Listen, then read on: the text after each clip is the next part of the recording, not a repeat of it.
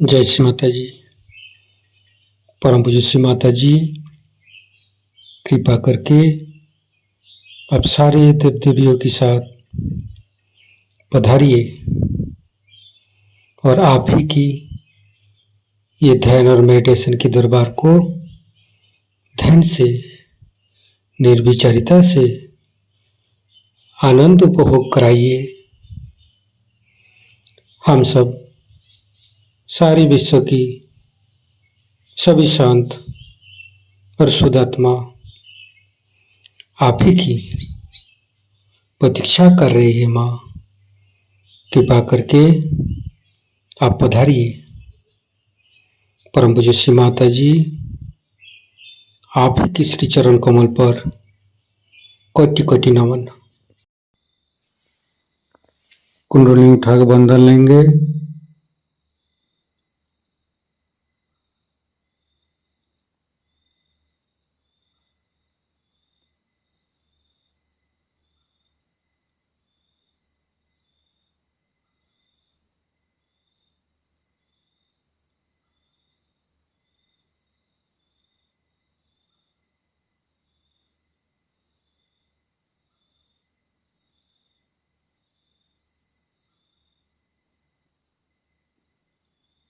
तीनों महामंत्र।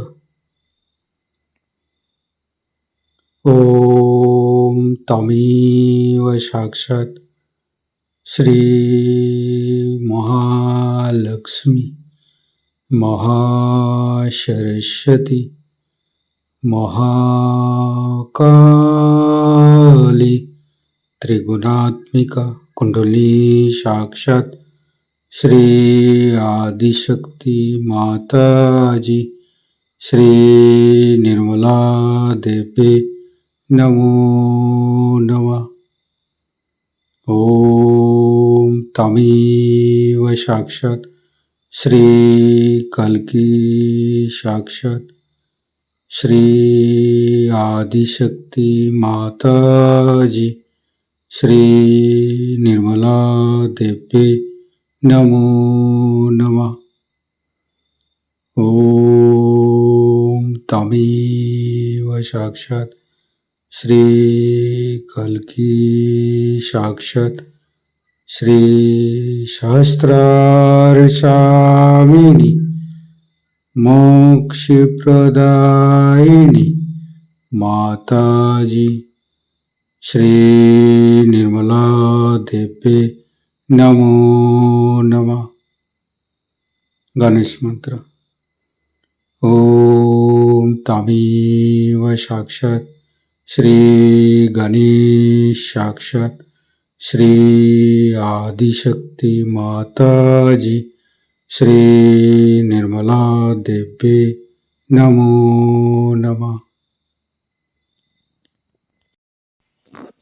दोनों हाथ खोल के श्री माता जी के सामने बैठेंगे। माँ के बिंदी को देखते रहेंगे। मन में ध्यान का स्थिति लेके आएंगे। मन में अच्छे अच्छे भाव, अच्छे अच्छे चिंता लेके आएंगे।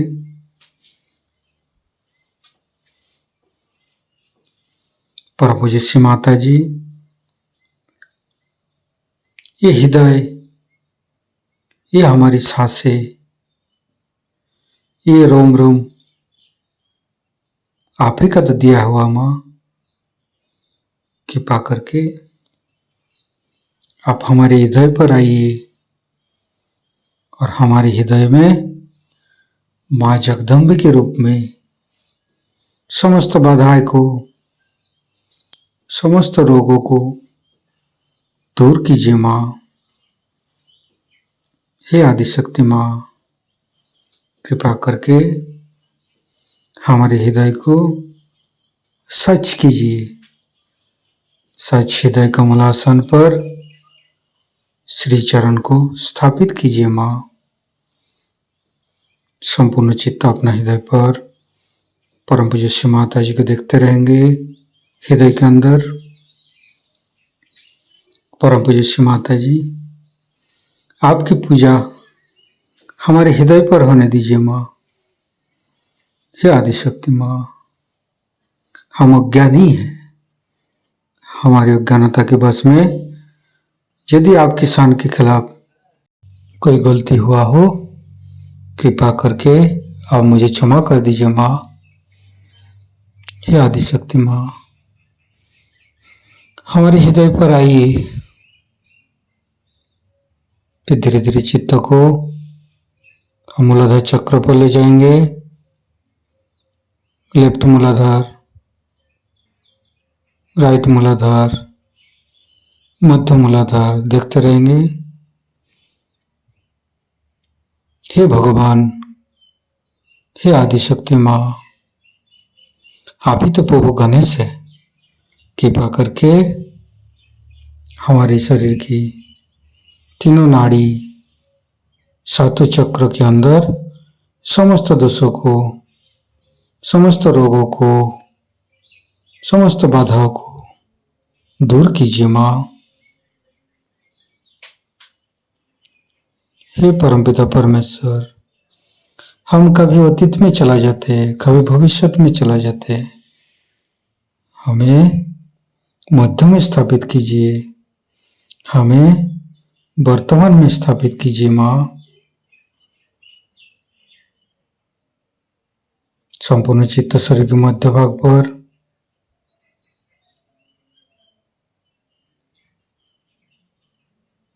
फिर धीरे धीरे चित्त को तीनों स्वादिष्ठान को देखेंगे।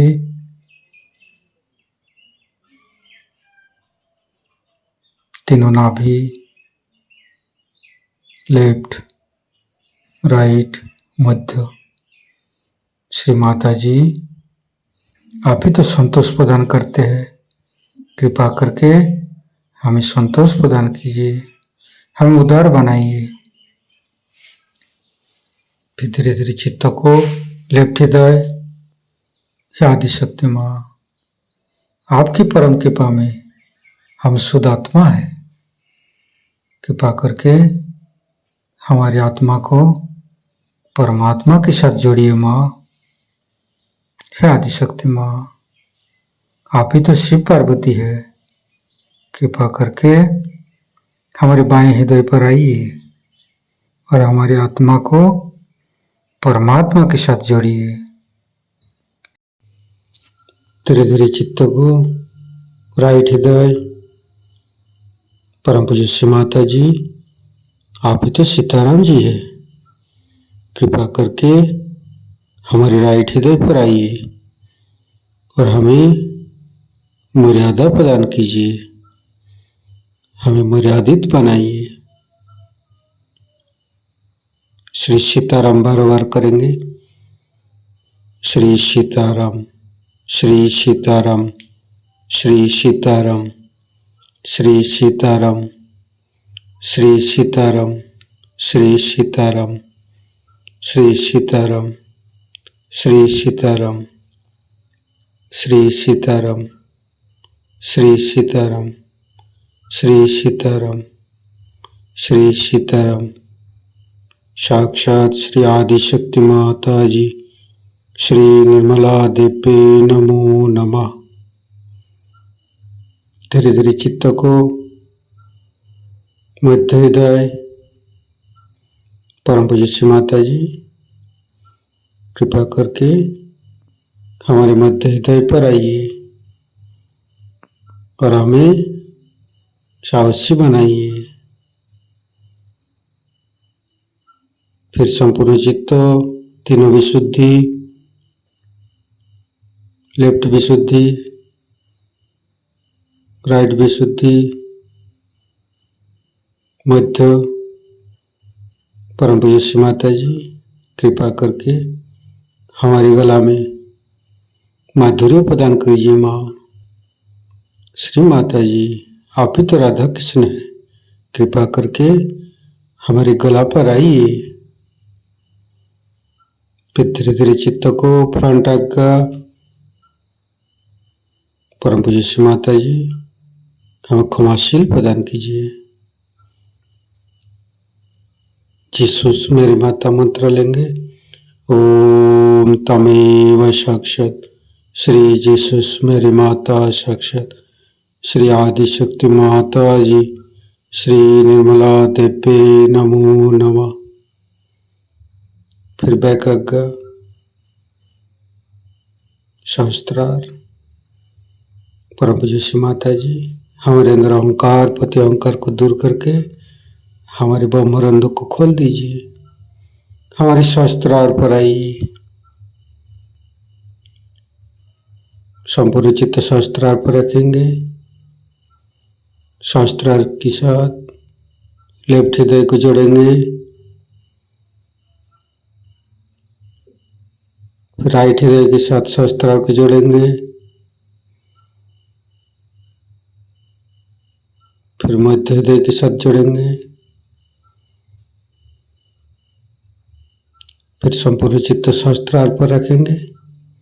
परम पूज्य श्री माता जी, हमारे ऊपर ऐसी कृपा कीजिए ताकि आपकी अमृत वाणी को हम शास्त्रार्थ से ग्रहण कर सकें।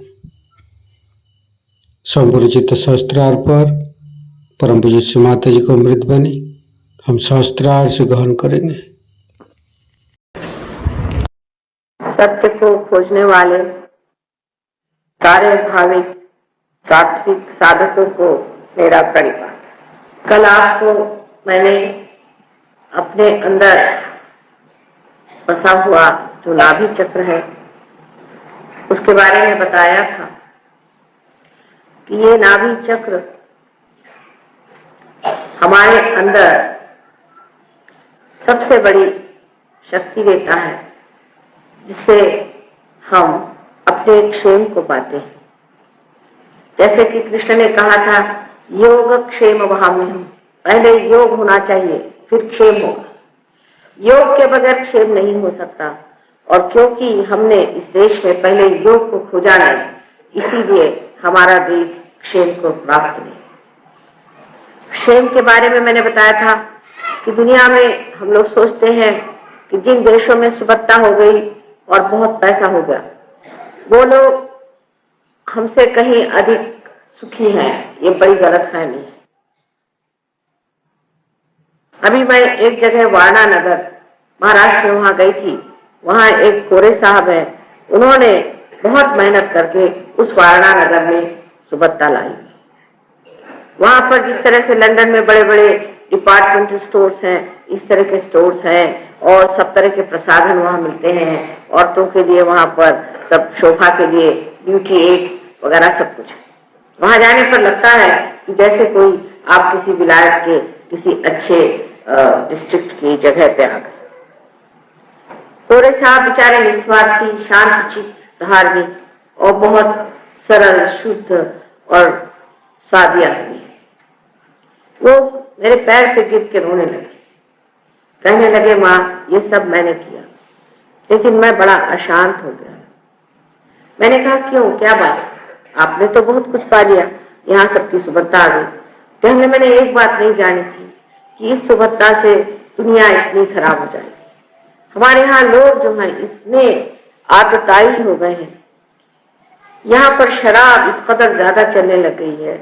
यहाँ पर बच्चे बिल्कुल वाहियात हो गए हैं। यहाँ पर कोई किसी का सुनता नहीं।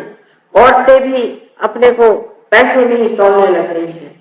ये सब देख करके मुझे लगता है कि ये मैंने क्या कर दिया। मेरी तो कोई सुनेगा नहीं क्योंकि गाड़ी बहुत चल पड़ी, लेकिन माँ आप संत हैं, आप कहेंगे तो आपकी बात ये लोग शायद सुन ले और शायद मुड़ पड़े, क्योंकि ये रास्ता इन्होंने गलत लिया। इनके यहाँ डिवोर्सेस होने लगे, इनके बच्चे भाग करके आजकल गांजा वगैरह पीते हैं और बड़ी दुर्दशा। जो कुछ भी हमने किया बहुत विचारों ने किया हुआ है, लेकिन वो कहते हैं कि यहाँ मनुष्य बिल्कुल शांत है और बहुत दुखी जीव हैं। आपस में झगड़े तंटे, किसी भी तरह की व्यवस्था वहां पे कुटुंब की नहीं है जिसे आप कह सकते हैं कि ये कुटुंब ठीक है। इसलिए मैंने आपसे कल कहा था कि हमारे अंदर लक्ष्मी का तत्व जागृत होता है और लक्ष्मी का तत्व कुंडलिनी से जागृत होता है। पैसा आप दुनिया में कमा सकते हैं। आज पंजाब का हाल देखिए, जहां लोगों ने कितना लाखों रुपया कमाकर ऐसा सोचा था कि अब हम में और आकाश में कोई अंतर नहीं है। उस वक्त भगवान का नाम भी लेना उस पंजाब में मुश्किल हो गया। और आज उसी पंजाब का यह हाल है कि लोगों को समझ नहीं आ रहा कि क्या होने वाला। वही हाल हरियाणा का। इतने जोर से ये लोग अपने को बढ़ावा देते चले गए, लेकिन इन्होंने ये नहीं सोचा कि हमारी जड़ कहाँ है। उस जड़ को पकड़ा नहीं, इसीलिए उध्वस्त होकर गिरे। यही हाल पुर्तगाल का है, यही हाल इंग्लैंड का है। हर एक देश में आप जाइए तो लग रहा है धीरे धीरे जैसे इन पर हर तरह की गरीबी, हर तरह की परेशानियां, हर तरह की पुष्टता धीरे धीरे छा रही। अपने शहरों में भी यही हाल है। इसकी वजह क्या है? ऐसी कौन सी बात है जिसके कारण मनुष्य खराब हो गया है? एक ही वजह सीधी है कि उसके अंदर लक्ष्मी तत्व जागृत नहीं। उसके अंदर अगर पैसा आ जाए तो पैसा बहुत ही दुखदायी चीज। मेरा पैसा अगर किसी में आ जाए तो उससे बढ़ के दुखदायी चीज और कोई नहीं। अब अपने मूल की ओर दृष्टि देनी चाहिए। बहुत से लोग हैं जो कि सोचते हैं कि वो पैसे से परमात्मा को भी खरीद सकते हैं, और इसलिए वो मंदिरों में जाते हैं, वहां बहुत बहुत पैसे दे करके मंदिर बनवाते हैं, गुरुद्वारे बनवाते हैं और दुनिया भर की चीजें करते हैं। और बहुत से लोग ऐसा सोचते हैं कि हम किसी गुरु को पैसा दे दें तो उसको हम खरीद सकते हैं। आप परमात्मा को नहीं खरीद सकते। आप सब दुनिया खरीद सकते हैं, परमात्मा को आप नहीं खरीद सकते। और इसीलिए इस पैसे में ये शक्ति नहीं है कि आप अपनी शांति को प्राप्त करें। इसमें यह शक्ति नहीं है कि इससे आपको अपना आनंद मिले। इसमें यह शक्ति नहीं है कि आपका चित्त उस ऊंचे स्तर से आप बिल्कुल नीचे गिरते गिरते ऐसी दशा में पहुंच जाएंगे कि आपको स्वयं आश्चर्य होगा कि हम इतनी ऊंचे हस्ती से कहां आ सके। इसलिए हमारे अंदर कुंडलिनी का जागरण बहुत आवश्यक है। ये जब जागरण नाभि चक्र से और तरफ फैलता है चारों तरफ, तो मैंने आपसे कहा था कि यहाँ गुरु का तत्व है जो आपको संतुलन देता है। अभी आपने जो गाना सुना, ये स्वयं पार हो गए, साक्षात्कार हो गए। इसलिए इनमें बहुत ही फर्क आ गया है गाने में। और वो गाना जो है वो आयोजित करता है आत्मा की तारा, क्योंकि भारत का जो संगीत है ये भी ओम से बना।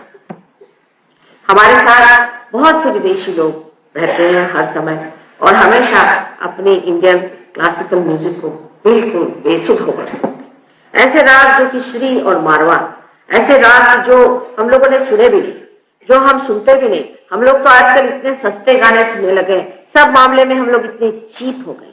हमारे तौर तरीके, रहन सहन के तरीके, बातचीत के तरीके, हमारे खान पीन के तरीके, सब चीज इतनी बिल्कुल ओछी हो गई है कि हम जानते नहीं कि हमारा संगीत क्या है।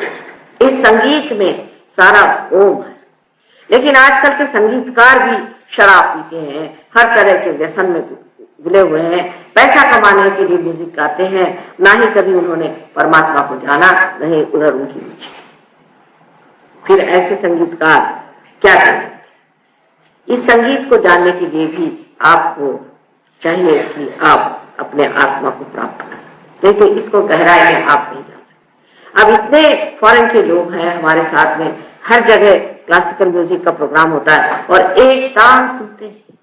उनसे पूछे कि भाई तुमने क्या सुना, वो कुछ उस पर कोई भी तरह का वाद विवाद नहीं करते। वो कहते कि ये जो है ये आत्मा का संगीत है, इससे हमारे हाथ के वाइब्रेशन मिलते हैं और परम शांति हमें मिलती है। लेकिन हमारे लोगों के सामने तो आजकल क्लासिकल म्यूजिक गाना बने जैसे घबरा करके इंसान गाए कि नहीं गाए, और पता नहीं लोग लट्ठम मार जाए। बहुत सस्ते तरह का म्यूजिक, गजलें और इस तरह का संगीत आजकल हमारे यहाँ प्रचलित हो गया, जिसमें कि किसी भी तरह की परमात्मा की भू तक इतना गंदा म्यूजिक आजकल हमारे यहाँ चलने लग गया है। न जाने कैसे आजकल हिंदुस्तान में लोगों ने ये सब चीज मान।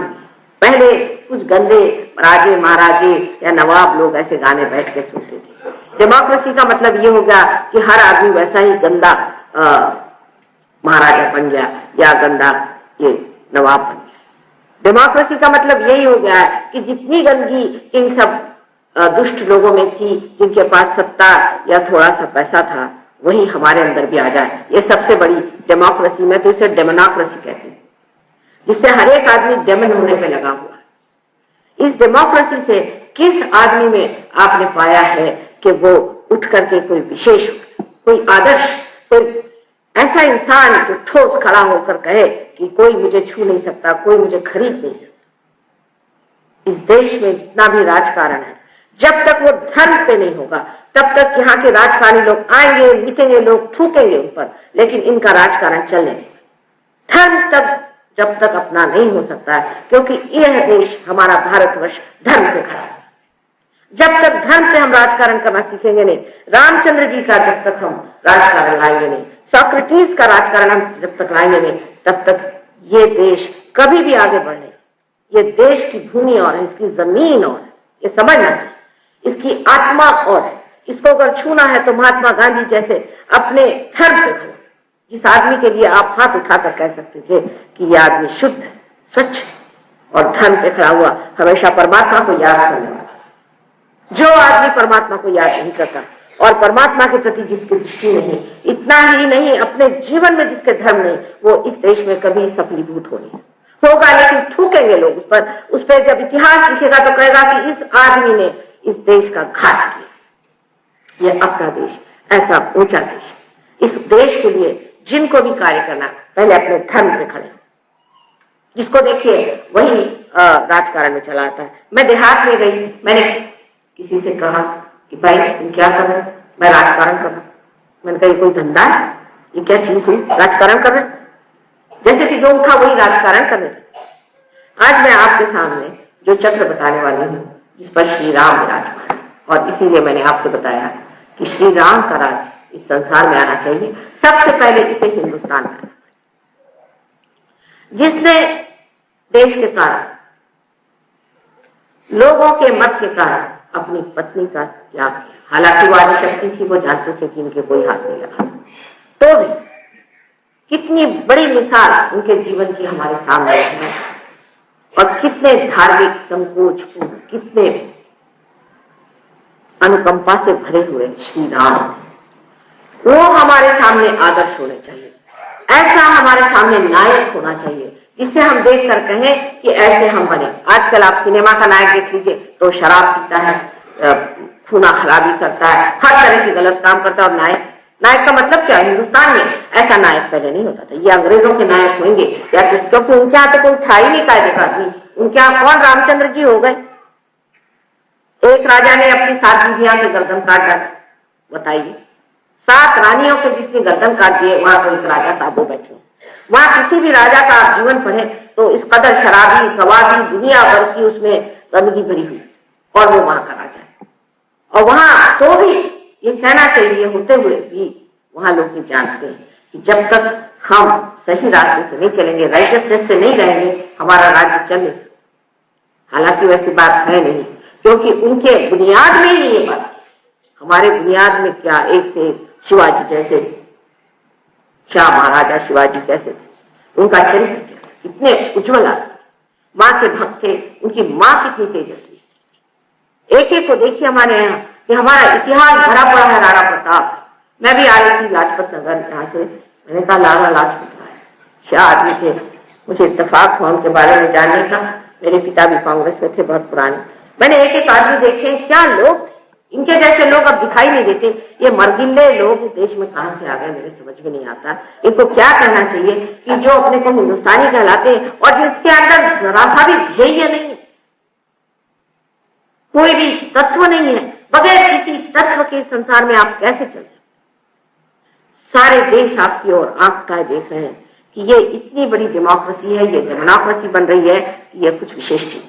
इसका एक ही इलाज है कि आप धर्म को प्राप्त, जब तक आपके देश में धर्म नहीं आएगा, आप चाहे दुनिया इधर से उधर कर दीजिए, ये देश आप शासन में नहीं ला सकते। यहाँ अराजकता आएगी, यहाँ अशासन। हमने अपनी इसमें देखा है, कभी भी हम देहात से जा रहे हैं, कहीं से जा रहे हैं, संतों के प्रति इतनी श्रद्धा हर एक जगह, कोई मजाल नहीं कि कोई वहां पर अराजकता का काम।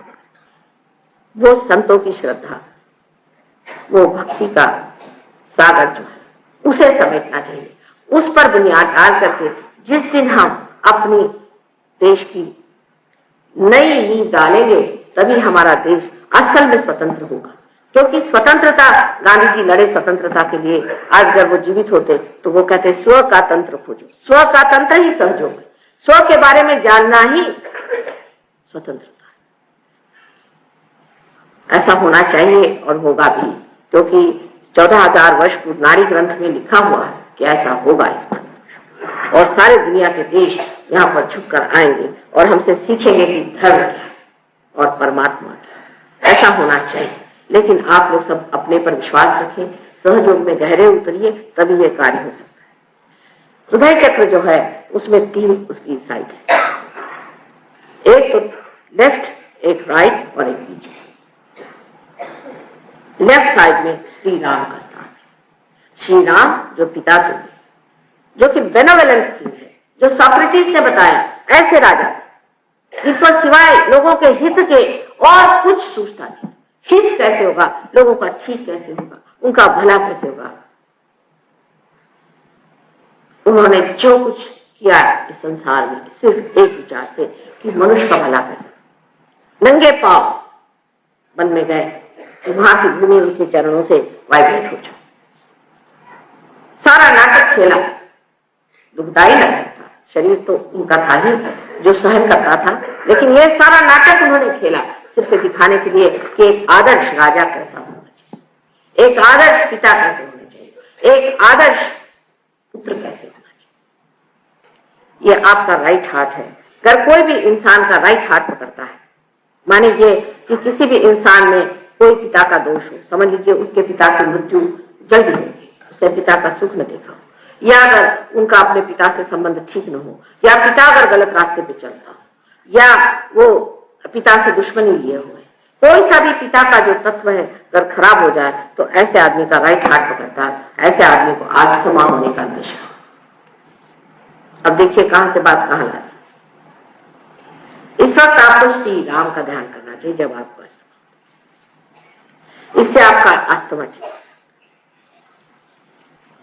आप आपके लेफ्ट हैंड साइड में जो हार्ट का चक्र का दोष होता है वो आपकी मां की वजह से। अगर आपकी मां परमात्मा में विश्वास नहीं करती है, आपको गलत रास्ते पे ले जाती है, या जरूरत से ज्यादा आपको प्यार करके आपको खराब करती है, तो वो भी मां बड़ी दोषी है। यूंग ने अपने एक एक्सपेरिमेंट में ऐसा देखा कि एक इंसान आकर के उसे बार बार बताता था कि मेरी माँ का मुझे स्वप्न आता है कि वो एक विच, एक राक्षसी है, बार बार आके मुझे स्वप्न आता। तो उसका उन्होंने लड़के से पूछा कि भाई तुम्हारा माँ का तुम्हारे साथ व्यवहार कैसा है।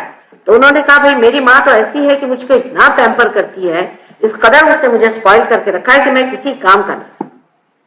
उनका ठीक, इसका मतलब है तुम्हारी माँ जो विच है, जो तुम्हारी माँ राक्षसी है, इसका स्वप्न तुम्हारे अचेतन से, अनकॉन्शियस से आ रहा है और तुमको बता रहा है कि संभल के रहो।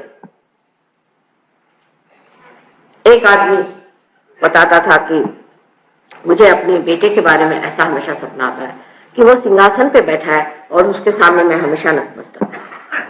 यूंग ने पूछा कि तुम्हारा अपने लड़के से कैसा रिश्ता है। कहने मैंने दूसरी शादी कर दी, मैं उस लड़के की परवाह नहीं करता हूँ, उसको वो तो घर के नौकर जैसा ही है, किसी काम का नहीं, और मुझे ऐसा सपना था। अचेतन उसे बता रहा था कि तुम्हारा लड़का जो है वो सिंहासन में बैठे लायक है और तुम उसके नीचे खड़े हुए हो, उसको नतमस्तक तुम्हें रहना चाहिए, बजाय इसके कि उसका तुम छल करो और उसे तुम किसी तरह से इस तरह से व्यवहार करो जिससे वो नगण्य हो जाए। यही बात है कि माँ और बाप का बहुत बड़ा देना बच्चों को होता है। एक तो अपने देश में माँ बाप का इस कदर अपने बच्चों के प्रति स्वार्थ होता है, इतना ज्यादा स्वार्थ होता है कि आश्चर्य। इसी देश में पन्नाधाई जैसी औरतें हो गई, इसी देश में ऐसे लोग हो गए जिन्होंने अपने बच्चे देश के लिए कुर्बान कर दिए। हम खुद अपने बाप की बात कह सकते हैं कि जो हम लोगों को कुर्बान करने में एक क्षण भी न ठहरे और उसमें बड़ा अपने को गर्व समझते। और ऐसे हमने अनेक इनके मित्रों को देखा और अनेक लोगों को देखा उस उम्र के जो अपने बच्चों से कहते हैं कि कुर्बान हो, वो गया एक तरफ भगत सिंह का जमाना, और आज ये आया कि मेरा बेटा, मेरी बेटी, मेरा मेरा मेरा। यहाँ पर भी जो बता रहे थे बात सही है, क्या करके मेरा बाप ऐसा, मेरी माँ ऐसी, मेरा बेटा ऐसा, मेरा ये। दूसरा एक्सट्रीम है इंग्लैंड में, जो मैंने आपसे कल बताया कि अपने बच्चों को ही मार डालते, काम सब। ये दो एक्सट्रीम के बीच में मनुष्य को रहना चाहिए। अपने बच्चों के प्रति भी आपका बड़ा भारी परम कर्तव्य है कि उनको खराब नहीं करना। उनको ये नहीं लगना चाहिए कि हमारे माँ बाप हमारे आदर्शों से छोड़ते। लड़के हैं, सिगरेट पीते हैं बचपन से, उनको बुरी आदतें लगती हैं, इसका कारण उनके माँ बाप और कोई नहीं। अगर लड़के बिगड़ते हैं तो माँ बाप उसके कारण। माँ बाप अगर उनके साथ रहें, उनके साथ घूमे फिरे, उनसे दोस्ती करें, उनसे इज्जत से पेश आए, तो बच्चे नहीं बिगड़ते। अब ये दोनों चक्र जो हमारे अंदर है, और माँ के दोष से अनेक रोग आ जाते हैं। माँ के दोष से ऐसे ऐसे रोग आते हैं कि जिसका निवारण करते करते हम पगला जाते हैं। खासकर टीबी की बीमारी जो है, ये माँ से। किसी को अगर टीबी की बीमारी है तो जिसकी माँ बचपन में मर गई हो, या माँ का प्यार जिससे न मिला हो, जिस आदमी ने माँ को जाना नहीं, उसे टीबी की बीमारी हो जाती है। आप सोचिए इस देश में, इस महान देश में जहाँ की माँ की लोग पूजा करते हैं, वहां कितने लोगों को टीबी हो जाती है। इसका मतलब यह है कि माँ जो है बच्चों को खराब कर रही है, माँ उनको दोष लगा रही है, माँ उनसे बुरी तरह से पेश आ रही है।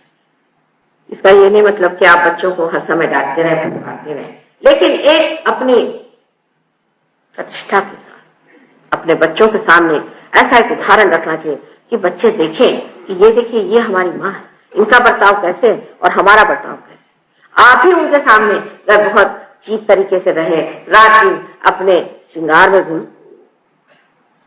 लगी रहे, या पति से हर समय लगी रहे, तो वो बच्चा भी आपकी क्या इज्जत करेगा। स्त्री में जब तक वो बात नहीं आएगी, तब तक वो बच्चे नहीं। वही बात पिता की। अगर पिता स्वयं शराब पीता है, आवारा है, घूमता है, घर में नहीं बैठता है, बच्चों से मिलता जुलता नहीं है, बीवी को बातें सुनाता है, ऐसों के बच्चे कैसे हो? क्या बड़े अच्छे हो सकते? वो जगह है जहाँ नवे भाजन नहीं लगना संस्कार रहा। जो छोटे छोटे उम्र में जो संस्कार हमारे ऊपर लगते हैं, वो ऐसे ही होते हैं जैसे कि जिस घड़े के कच्चे रहते वक्त जो उस पे दाग पड़ जाए, उसी प्रकार वो पक्के हो जाते। उस वक्त इतना संभालना जरूरी है, इतना उनको प्रेम देना जरूरी है कि जिससे उनकी जो वृद्धि है वो कायदे से हो जाए। पर ऐसा होता नहीं, ज्यादातर ऐसा होता नहीं। हम या तो उनको ज्यादा ही पानी देते हैं और नहीं ही देते। बीचों बीच खड़े रह करके देखना चाहिए कि हमारे बच्चे किस रास्ते पे चले। फिर ये कहना कि समाज ऐसा बना हुआ है, माँ क्या करे, लड़के खराब हो जाते, कैसे? आपका चित्त ही नहीं बच्चे के। कम से कम आप तो कोई शिकायत नहीं कर सकते। इंग्लैंड अमेरिका में तो लड़कों को डोल मिल जाता है, 18 साल में तो बेकार जाते, पर आप लोग तो जिंदगी भर उन बच्चों को पालते हैं। फिर भी क्या हुआ, थोड़ा सा शराबी तो पीता है ना, सिगरेट पीता तो आजकल सभी पीते हैं, उसको गंदी आदतें, थोड़ी बहुत औरतों के पीछे भागता है, कोई हर्ज।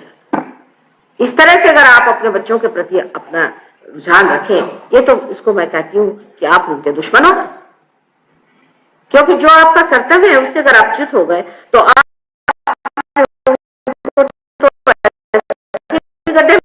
यहाँ कुछ लोग जो अपने कि साहब मैं तो अपने बेटे के साथ बैठकर शराब पीता, क्या कहने आप? इस प्रकार की जिनकी मनोवृत्ति है, ऐसे लोग न जाने क्यों माँ बाप हो जाते, और होने पर भी उन बच्चों को रात दिन खराब किया जाता। नहीं तो इतना बच्चों के साथ कड़ा ये होता है कि बच्चे घर से भाग खड़े हो जाते हैं, तो उससे हमारे माँ बाप को हमारे प्रति कोई प्रेम ही नहीं, उनको कोई दुलार ही नहीं।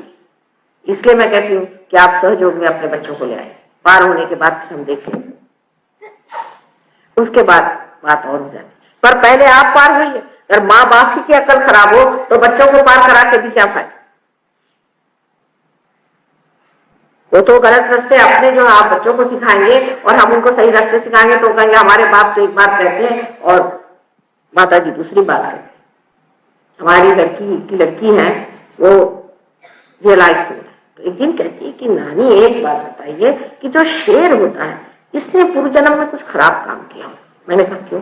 क्योंकि उसके माँ बाप कहते हैं कि तुम इंसान को खाओ और उसको भगवान कहता मत खाओ, तो वो क्या करे?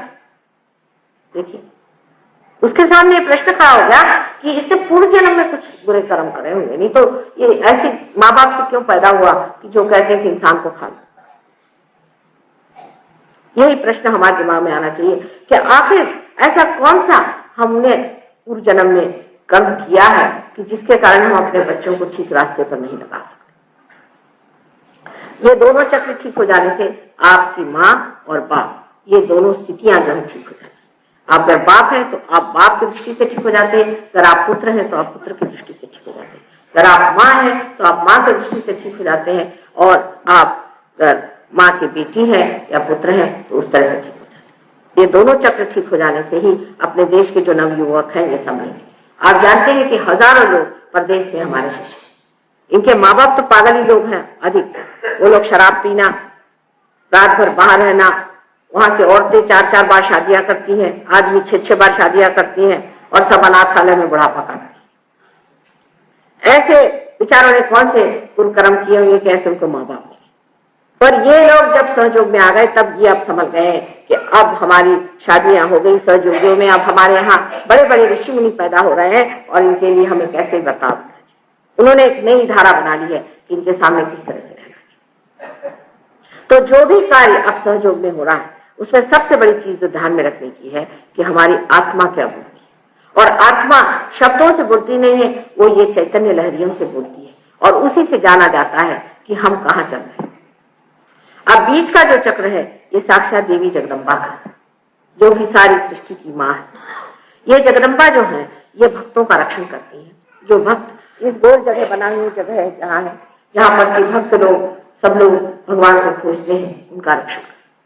उनके लिए उन्होंने राक्षसों का वध किया, उनका रक्त पिया, उनके भूतों के भूत खा लिए, उन्होंने संहार कर करके इन लोगों को बचाया।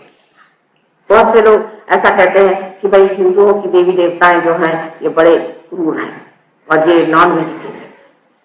तो मैं कहती हूँ कि घर ये राक्षसों को देवी न खाए तो क्या आप लोग खाइएगा? इन राक्षसों को देवी न मारे तो क्या आप लोग मारिएगा? कंस को कल कृष्ण नहीं मारते तो क्या आप लोग मारते? रावण को राम न मारते तो कौन मारते? उस पर बहुतों का ये कहना है कि ये तो देवी उन्हीं के लोग हैं और ये सबको मारते रहते। इससे आप इस तरह का विचार न करने से आप जो दुष्ट और राक्षस है उनको सबके खोपे पे बिठा दें, उनका नाश न करिए, उनको आप किसी तरह से नष्ट न करिए, उनके साथ कोई दुर्व्यवहार न करिए, उनको बिठा करके उनकी आरती उतारे। जगदम्बा ने अनेक बार जन्म दिए, इनके हाथ ऐसे तो 9 जन्म बहुत विशेष माने जाते हैं, लेकिन उनके 1000 जन्म कम से कम हुए हैं और 1000 बार संसार में आकर उन्होंने जो भक्त लोग थे उनकी रक्षा की। जब ये चक्र आपके अंदर जागृत हो जाता है, जब जगदम्बा का चक्र आपके अंदर जागृत हो जाता है तो आपके अंदर से भय आशंका सब भाग जाता है। कोई किसी प्रकार की भय आशंका नहीं रहता। जिस वक्त किसी स्त्री में ये चक्र पकड़ जाता है, जब वो भय हो जाता है उसे, या उसका विशेष करके जब लेफ्ट हाथ उसका पकड़ता है और उसे लगता है कि उसका मातृत्व जो है उस पर ही आघात आ रहा है, उसका पति जो है और औरतों के पीछे भाग रहा है, उसके मातृत्व को ही अब किसी तरह से लांछन आने वाली, तब उसको जो बीमारी होती है इसे हम लोग ब्रेस्ट कैंसर कहते हैं। ये इन 2 चक्रों की वजह से औरतों में विशेष करके लेफ्ट चक्र की वजह से, जबकि माँ का मातृत्व जो है वो आदमी सोचता है कि हमें क्या करना है, हमारी बीवी है तो क्या, बच्चे हैं तो क्या, हम जैसे चाहेंगे, हमें स्वतंत्रता, हम जैसे चाहेंगे। ऐसे पतियों के परेशानी की वजह से औरतों को ब्रेस्ट कैंसर हो जाता है। इंग्लैंड अमेरिका में भी लोग कहते हैं इसमें क्या है, ये सब कुछ ठीक नहीं, एक ही पत्नी क्यों होना चाहिए, और औरतें भी कहती हैं एक ही पति क्यों होना चाहिए, पर वहां फिर औरतों को ब्रेस्ट कैंसर क्यों हो जाता है और आदमियों को परेशानियां क्यों हो जाती? अगर ये चीज कुछ अच्छी होती तो उससे मनुष्य के नैसर्गिक चीज होती तो मनुष्य उससे सुखी होता। पर आपने कभी देखा है जिस आदमी ने अपने पत्नी को छोड़ा और दूसरे आदमी के साथ स्वैराचार करा वो सुखी? तो इस वजह से हमारी जो विवाह संस्था है उसका बड़ा मान करना चाहिए और ये समझ लेना चाहिए कि अपनी पत्नी जो है ये घर की गृहलक्ष्मी, इसका अपमान करने से, इसको दुख देने से, इसको तकलीफ देने से हम अपनी घर की गृहलक्ष्मी को सता रहे हैं। अर्थात जैसे मैंने कल आपसे बताया कि गृहलक्ष्मी को भी इस योग्य होना चाहिए जो गृहलक्ष्मी। लेकिन ये सब होते हुए ऐसी पत्नियों और ऐसी दुखी पत्नियों, अगर कोई तकलीफ हो जाए तो उसके लिए हमें समझ लेना चाहिए कि इनके घर में ही कोई तकलीफ ऐसी बन रही है जिसकी वजह से ये स्त्री बेचारी धीरे धीरे ढूंढती जा रही है।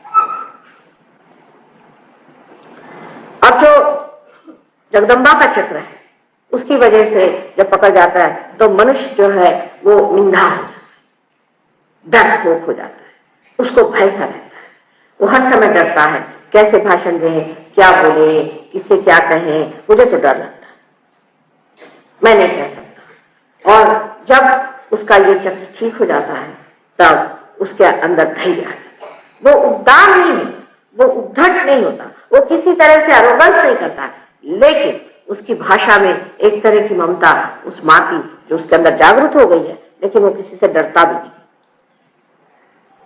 ईसा मसीह का उदाहरण आप देख लीजिए कि जिन्होंने सूली पर चढ़ के ये कहा कि प्रभु ये लोग जानते नहीं क्या करें, इनको माफ कर दे, वही हाथ में हंटर लेकर के उन्होंने सबको मारा था जो वहां पर चीजें बेच रहे थे। और जिस पर मारी मगदलीनी एक वेश्या थी, वेश्या का और एक संतों का क्या संबंध, छोड़ ही नहीं।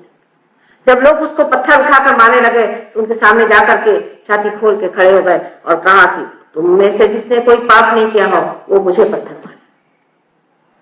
ये हिम्मत, ये अपने पर विश्वास, ये देवी की कृपा से, मां की कृपा से होता है। इसलिए हमारे यहाँ शक्ति को बहुत बड़ा मानते हैं, लेकिन हम लोग खुद ही अपने को शक्तिहीन कर रहे हैं। कितने लोग संसार में हैं जो ये समझते हैं कि मां का स्थान बहुत ऊंचा है। श्री गणेश के ऊंचे स्थान पर इसलिए है क्योंकि वो अपनी मां को ही मानते हैं और किसी को मानते हैं क्योंकि वो जानते हैं कि मां ही शक्ति है। गुरु दुनिया भर के जो भी सही भी गुरु हो गए वो भी मां को मानते हैं, वेद है वो भी मानते हैं। दुनिया में कोई भी ऐसा शास्त्र नहीं जो आदि मां को न मानता। और हम भी मां को मानते हैं, लेकिन हम ये नहीं जानते कि मां की कितनी ऊंची। कभी कभी ये भी होता है कि मनुष्य के अंदर आशंका और भय इस वजह से आता है कि उसको उसके माँ बाप से वो प्यार, वो संरक्षण, हो सकता है उसे किसी और भी वजह से भय आ जाए, उसकी कोई सी भी वजह हो जाए, उसमें जाने की जरूरत नहीं। हम लोग साइकोलॉजिस्ट जैसे ये नहीं पूछते बैठते कि भाई तुम्हारे बाप कैसे, तुम्हारी माँ कैसी, तुम्हारा क्या है। ज्यादा से ज्यादा ये पूछेंगे कि तुम्हारे माँ बाप जिंदा हैं। लेकिन जैसे ही वो जागरूक हो जाता है, जैसे ही ये चक्र जागरूक हो जाता है, मनुष्य एकदम शेर दिल हो जाता है, शेर दिल हो जाता है, क्योंकि देवी की शेर पे ही विराजती है।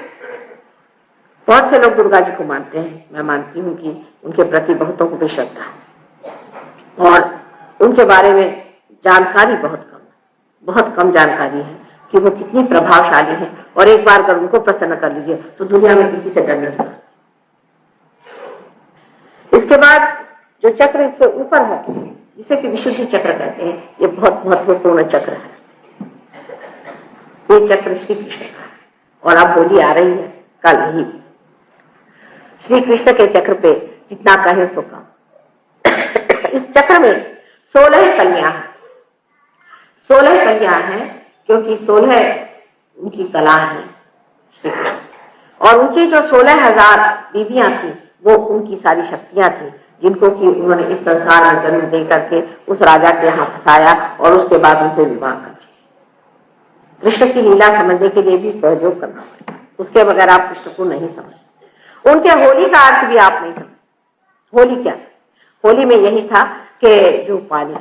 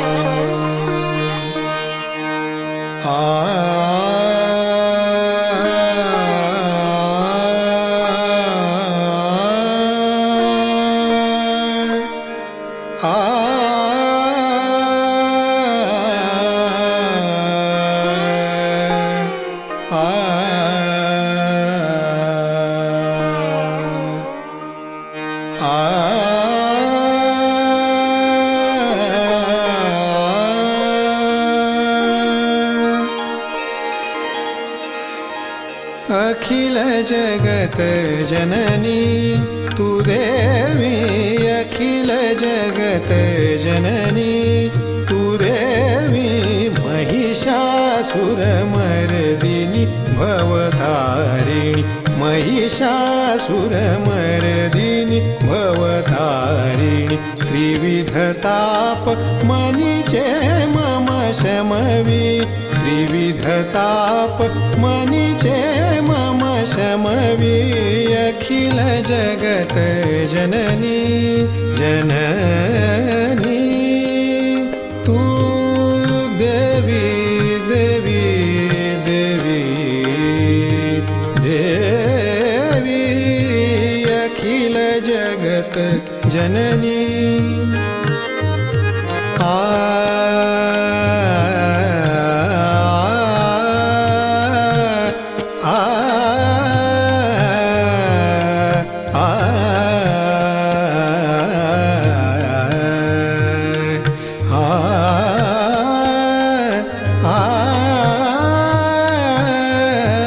अखिल जगत जननी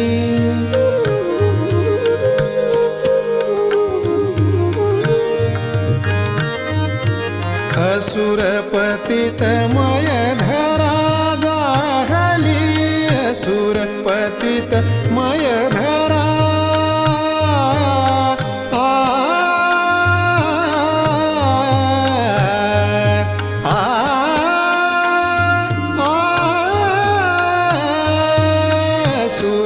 असुरपतितमय धरा जाहली,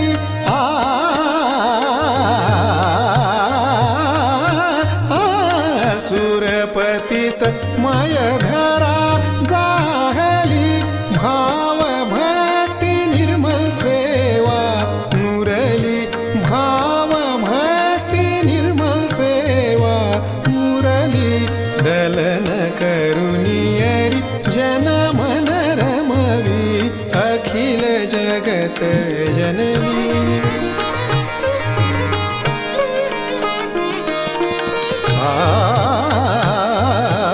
अखिल जगत अखिल जगत जननी,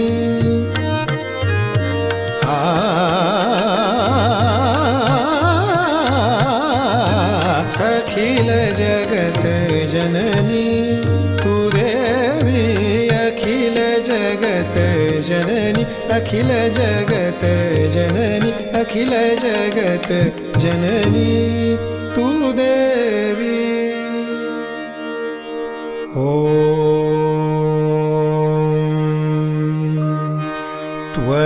त्वमेव साक्षात् श्रीजगदम्बा साक्षात् श्री आदिशक्ति माताजी,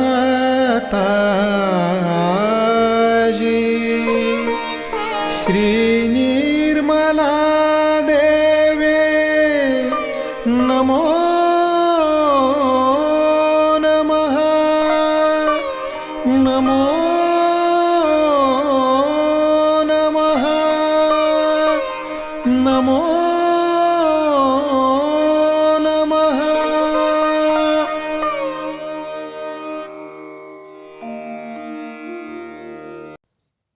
संपूर्ण ध्यान का स्थिति, निर्विचारिता का स्थिति। इस स्थिति पर परम पूज्य श्री माता जी को परम चैतन्य अनुभव करते हुए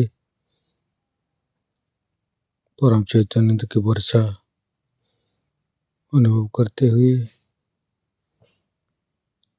थोड़ी देर रहेंगे।